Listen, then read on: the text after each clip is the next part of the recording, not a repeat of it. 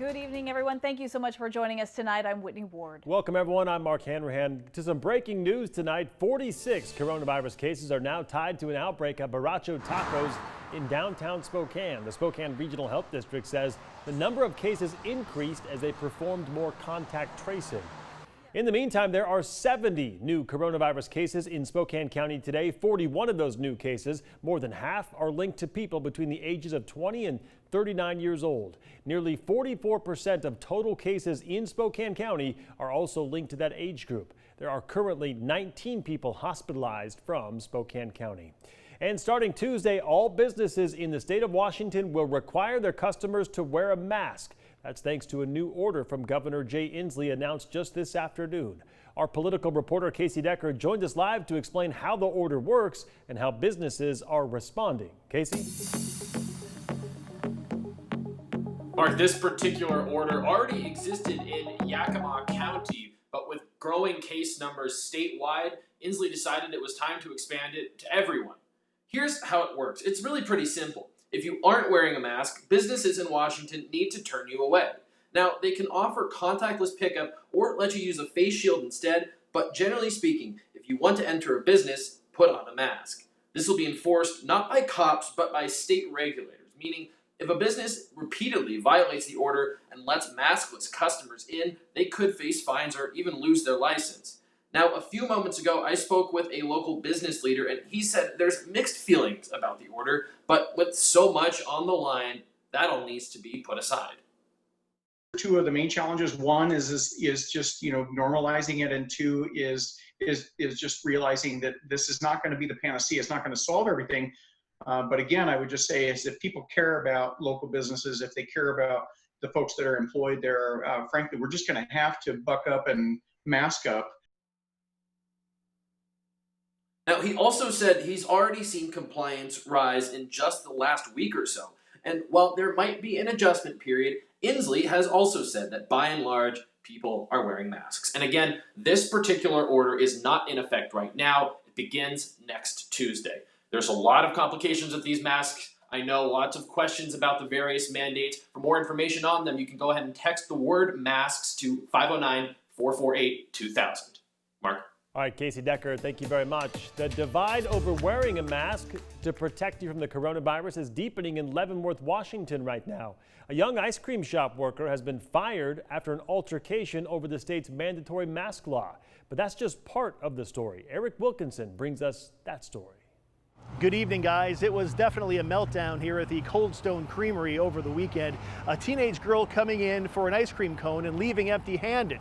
Her mother coming back loaded with allegations. These are the people that discriminated against my children. It started with a simple stroll to get some ice cream and turned into allegations of discrimination. You discriminated against kids. No, I didn't. Yes, you did. You discriminated against them. On Saturday, a teenage girl went into this Leavenworth Cold Stone Creamery and was refused service because she was not wearing a face mask. A policy posted on the door, not to mention a state law. A Facebook video posted on ifiber1.com has the mom arguing the girl had her shirt pulled up over her face. The governor said a face covering. It could be a scarf, it could be a bandeau, it could be anything. State law specifically mandates masks or several layers tied around a person's head. It makes no mention of shirts. Worker Paris Allred came around the corner to defend her co-worker and confront the customer. Shortly after that altercation, Paris got a text from her boss saying she'd been fired. You know, I don't regret trying to stick up for my co-worker. She was really just trying to do her job. Cold Stone says Paris was not fired for enforcing the mask rule. Rather, it was this comeback that was apparently a bit too salty for the sweet cream company. If you have a problem with that, then don't come to the store. Oh, we won't. And I'm from here, and I will make sure that everyone in Leavenworth knows that you guys discriminated against kids coming in here to have ice cream. We get paid by the hour, so go for it. What would you do differently today if you could do it all over again? Differently, I would have not, I would have just tried to keep my cool. I wouldn't have let her get to me. I think she came into the store looking for an argument, and unfortunately, I gave her what she was looking for. It really is just about mutual respect, and it's not only about the customers, but everyone in the store as well. Our attempts to reach the mother who shot that video have been unsuccessful today. Cold Stone tells us they are offering Paris her job back. Paris says she'll think about it. In Leavenworth, Eric Wilkinson, King 5 News.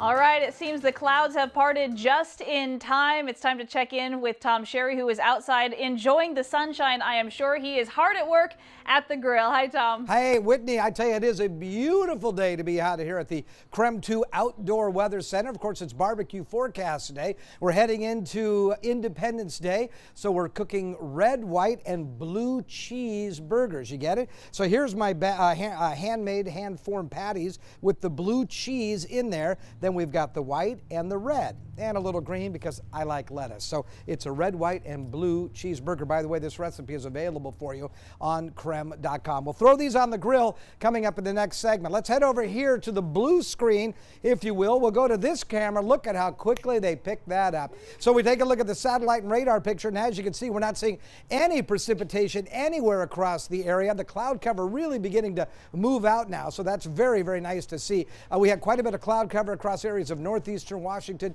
and northern Idaho, but as you can see, things have just kind of moved up north and also off to the east of us. So what we're talking about seeing over the, well, we've got 69 degrees right now too, so it's a really beautiful day going on. Remember, yesterday we only got up to 63 degrees. So here's a look at your day planner. Forecast, we're calling for an overnight low of 50 under mostly clear skies, 78 the expected high on your Friday. For the weekend, as we head into the holiday, we'll see temperatures hitting 79 on your Saturday, 80 degrees expected on Sunday with plenty of sunshine. I'll check your 10-day forecast and the best day to get out and grill this weekend, all coming up.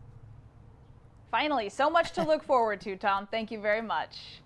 All right, the U.S. Forest Service land, which is situated just outside of the small central Idaho town of Riggins, is getting ready to host a very large event. It's called the Rainbow Family Gathering. It's kind of a counterculture event that actually dates back to the 1970s. Every year it tends to draw hundreds, if not thousands of people, and it is taking place this weekend. So this year's event is taking place with about 300 people despite the coronavirus pandemic. And that does have federal authorities and locals very concerned. Our Taylor Vito was there. He talked with both sides, and tonight he brings us this story from Idaho County.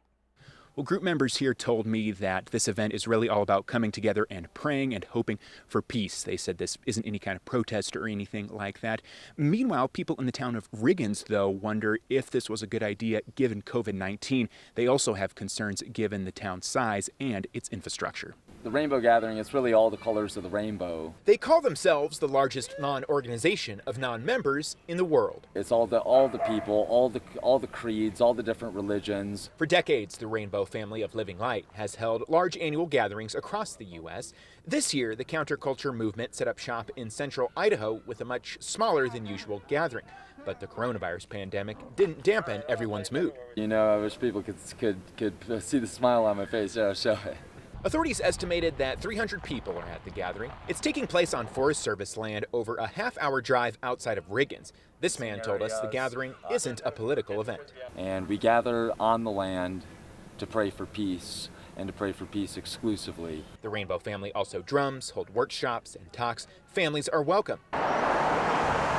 But down in Riggins, people are concerned the celebration is happening in Idaho County. Kind of overall a little bit of torn feelings, but a little bummed. Mark Christensen owns a rafting company. It's an activity that Riggins is known for.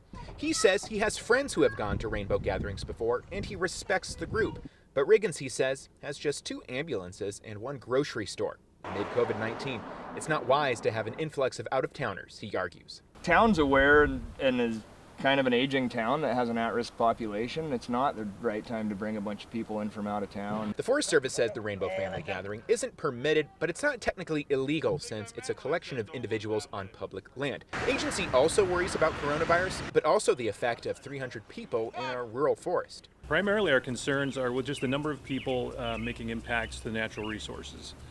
Whether it's soil and water, vegetation. Back at the camp, members told us they're encouraging people who are at risk not to come to the gathering. they're aware of the virus, but they argued that just like a family reunion you or I may have, the Rainbow family wants a gathering of their own. And you see that this isn't a protest. This isn't a bunch of Antifa people, looking to protest or cause problems. This is families. This is people with kids that are just coming together to pray for peace. The Forest Service said the agency has been communicating on site with members of the gathering. Law enforcement members were on site as well. In Idaho County, Taylor Vito, KREM 2 News.